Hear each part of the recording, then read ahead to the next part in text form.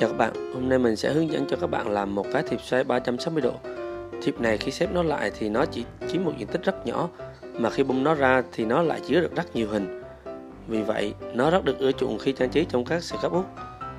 Ở đây mình sẽ demo tấm thiệp kích thước 8x8cm và có thể chứa tối đa khoảng 8 bức ảnh 7x7cm.